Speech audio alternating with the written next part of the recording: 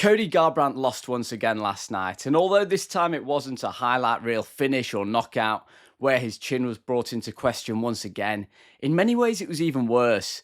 A decision loss against an unranked opponent where there was no fire in Garbrandt. His opponent was never in any danger, and it was more of a reminder about Garbrandt's fall from grace. How this guy who was meant to spearhead the next generation of MMA fighters is just no longer there. How did we go from one of the most exciting, explosive UFC champions to a guy getting comprehensively beaten over 3 rounds by Barcelos? So in today's video, we're going to be taking a look at Cody Garbrandt's fall from grace. Why, for me personally, it's one of the more depressing storylines in MMA, given that I was such a big Cody Garbrandt fan. And we're going to take a look at last night's fight in particular, and why the result of that was more of an accumulation of the mistakes and the results that Cody had been racking up until this point, remembering that he has lost 7 out of his last 10 fights. And then I'm going to end by talking about whether there is any way back for Cody Garbrandt, or now's the time to hang up the gloves. Hello guys, and welcome back to Alex on MMA. Hope you're all doing well. My voice is a little bit hoarse today. I was at a wedding yesterday. But anyway, on to Cody Garbrandt. Now, I was going to be making this video today whether Cody Garbrandt had won or lost at the weekend.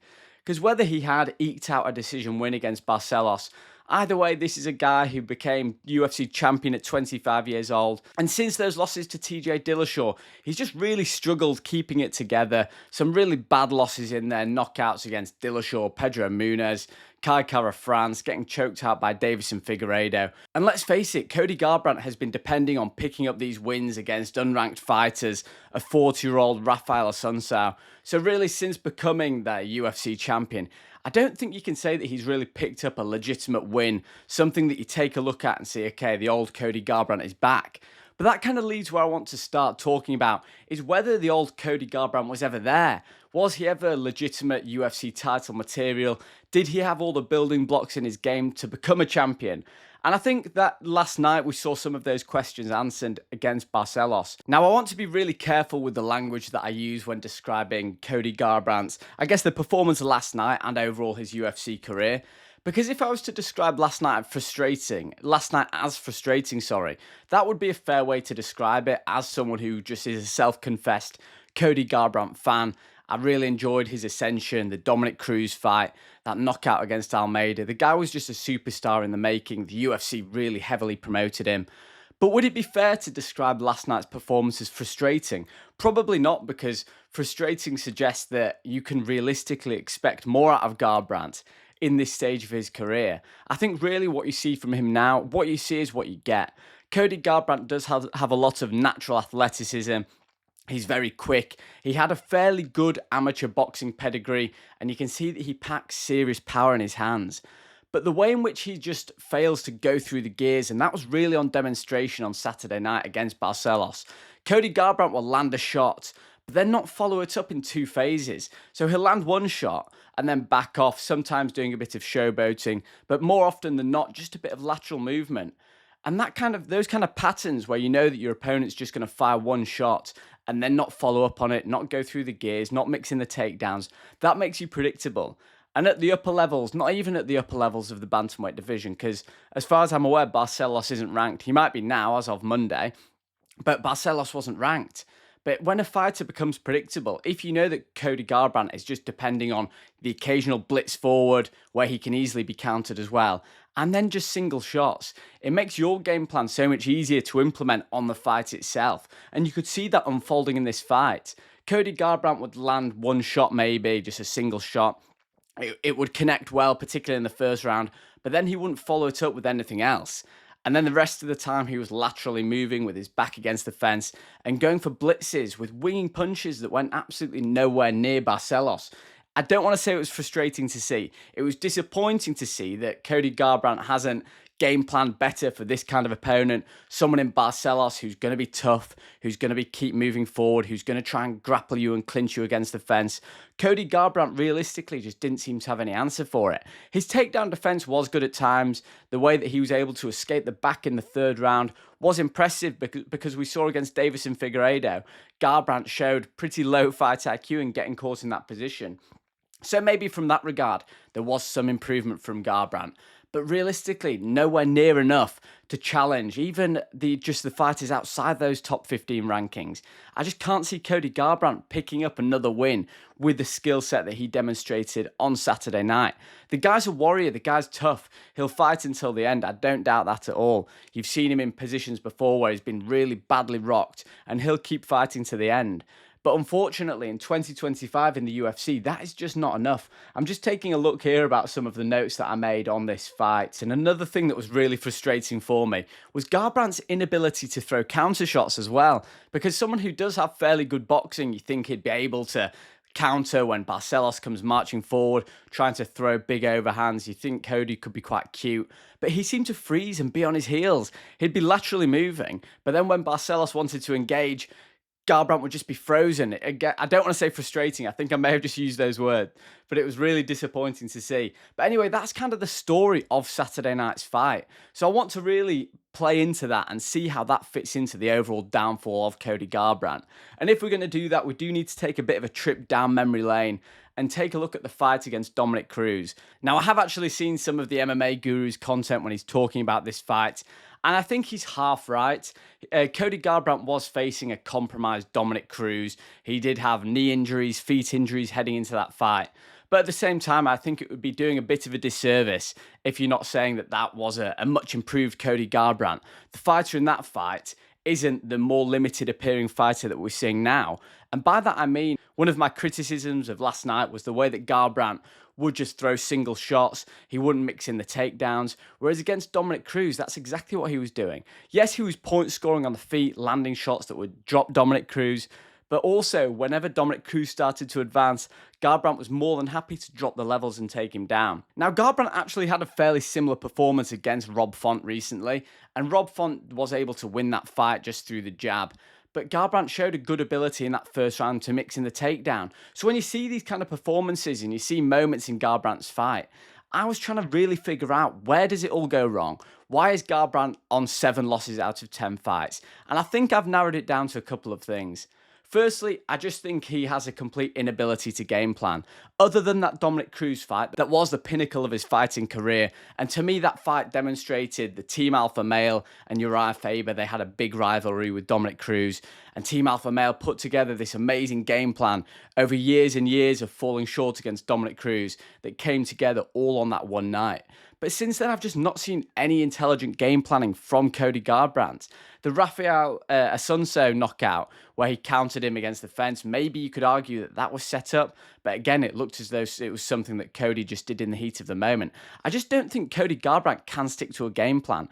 And for a fighter who, on paper, should have a lot of positive traits when it comes to fighting in terms of speed and power in both hands, if you can't couple this with a sensible game plan, you're always going to be a step behind. Lesser fighters can turn fights to work in their advantage, but if you're just going out there relying on your raw attributes, more often than not, you're going to come up short, and I think we have seen that happen in recent fights for Cody Garbrandt. Now, of course, there is another clear reason why Cody Garbrandt has fallen from grace so spectacularly, and that's because his chin is clearly compromised. Now, I know that in the regional scene, Cody Garbrandt did get knocked out pretty badly, but in his run through the UFC to that title fight, his chin did look really good.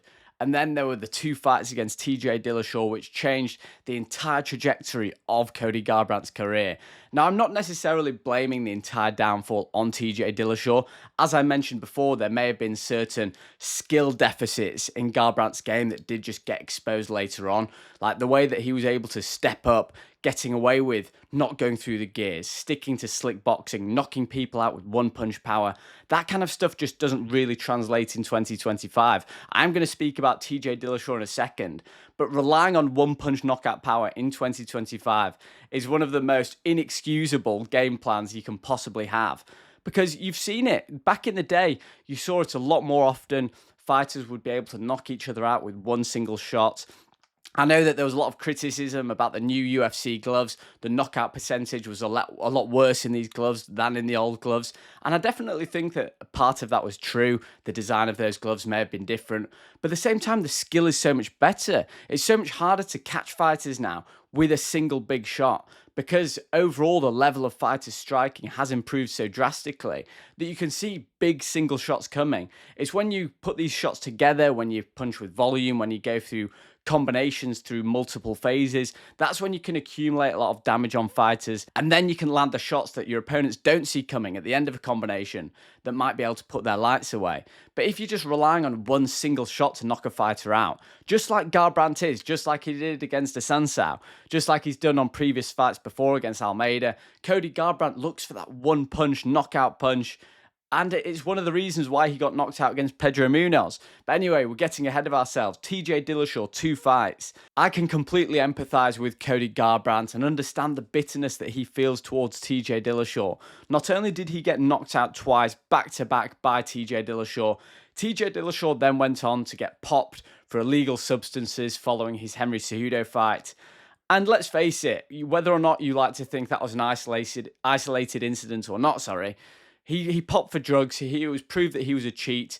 So there does have to be a question mark over his career. Unfortunately, for Dillashaw, if that was the only time he decided to cheat, it doesn't really matter. It raises a red flag about his entire career.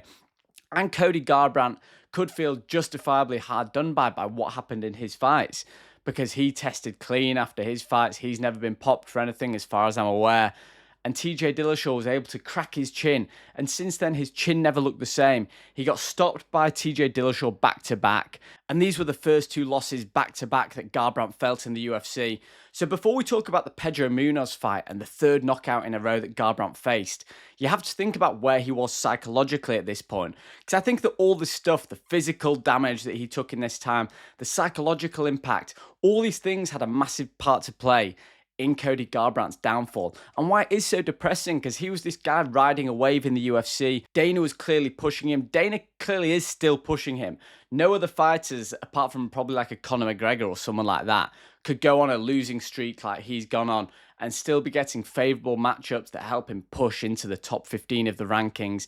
I know that Dana still sees Cody Garbrandt as a good commodity to have, a good asset. He's still got name value, even though probably the post-COVID fans who are coming through aren't too familiar with Cody. People who've been watching for a long time know about Cody Garbrandt. He's got the looks, he's got a fun personality, and the UFC were more than happy to market him. However, for Cody Garbrandt to go from being the golden boy of the UFC to having back-to-back defeats against former teammate TJ Dillashaw, former teammate who had betrayed him and knocked him out twice back-to-back, that must have had a massive psychological impact on Cody Garbrandt.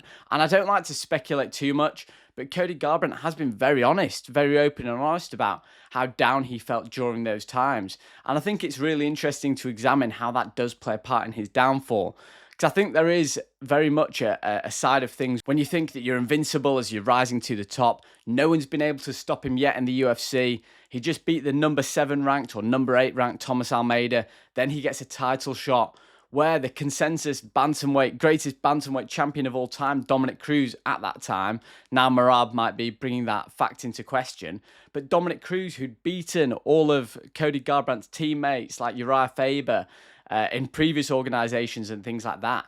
Now Cody Garbrandt was able to beat the guy who couldn't be beaten, and he did it in spectacular fashion. It was one of the best UFC performances we'd ever seen. It was even, it isn't like hindsight, it's not nostalgia. At the time, people were blown away by that performance, and that just catapulted Cody into another level of fame. He was being idolized by people, and then to go not only 2 back-to-back defeats against TJ Dillashaw, which is understandable because clearly TJ Dillashaw is titled championship material.